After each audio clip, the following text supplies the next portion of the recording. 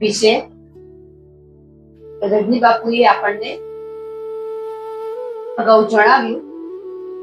એ જ વિષયને આગળ વધારીને બાપુને કહીશું કે રક્ષાબંધન એ શું માત્ર સનાતન ધર્મ પૂરતી જ છે? જી, નર્મદે હર, જય કુબેર. બહુ સરસ આપે પ્રશ્ન પૂછ્યો.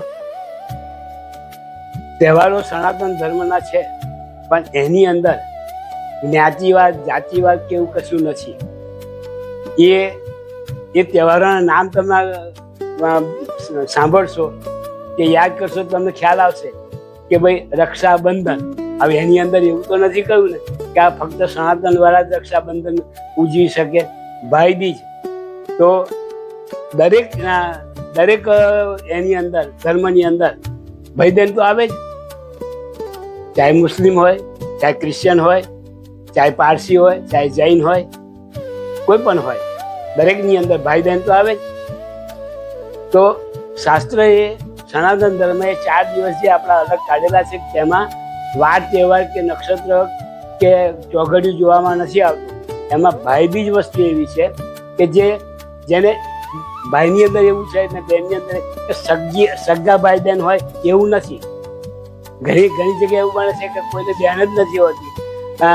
ઘણી જગ્યાએ એવું બને છે કે એને ભાઈ પણ નથી, એકલી બહેનો જ હોય. તો એને કોને બાંધવી? તો મામા માસી ફોઈના દીકરાઓ એ પણ પોતાના ભાઈ કે બહેન ગણાય.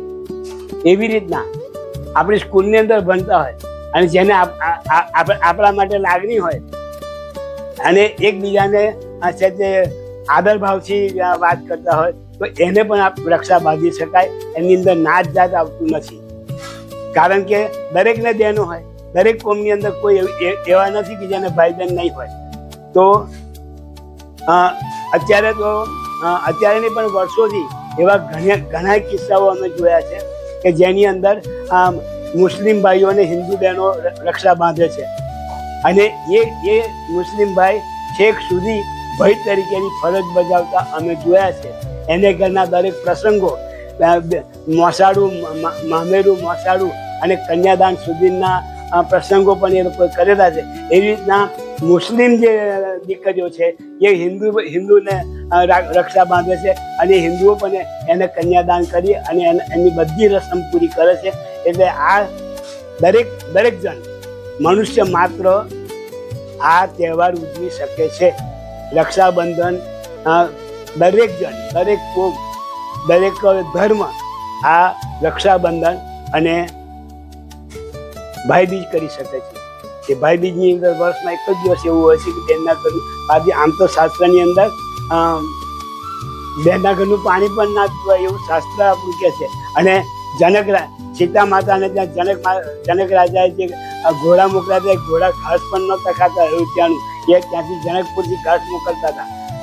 તો એ જ્યારે પશુ પણ છે તે આવી વાત સમજે છે કે એ દીકરી પરણાવી છે, આપણે ત્યાંનું પાણી પણ ના પીવાય, આપણે એનું કંઈ ખવાય પણ ના.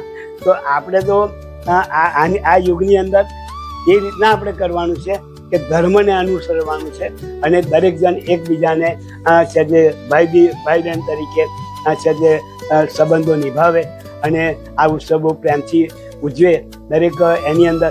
અને આપણે જોઈ શક્યા છો કે આપણે જે આજીવન કેદી હોય, જેલની અંદર હોય, હવે એ જેલની અંદર ઘણા કેદી એવા હશે કે જેને બેન નહીં હોય. એવા કેટલાક કેદીઓ હશે.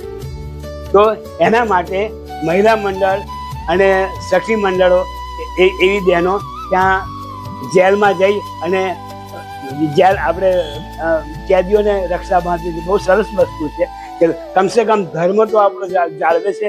આપણને જે નક્કી કર્યું છે ધર્મએ કે રક્ષાબંધન કે ભાઈબીજ જે કરવી એ રીતના થાય. આ દરેક કોમ માટે છે, દરેક ધર્મ માટે છે. એને સનાતન તહેવાર છે. એ તહેવાર દરેક જણ ઉજવી શકે છે. જય કુબેર. નર્મદે હર, નર્મદે હર.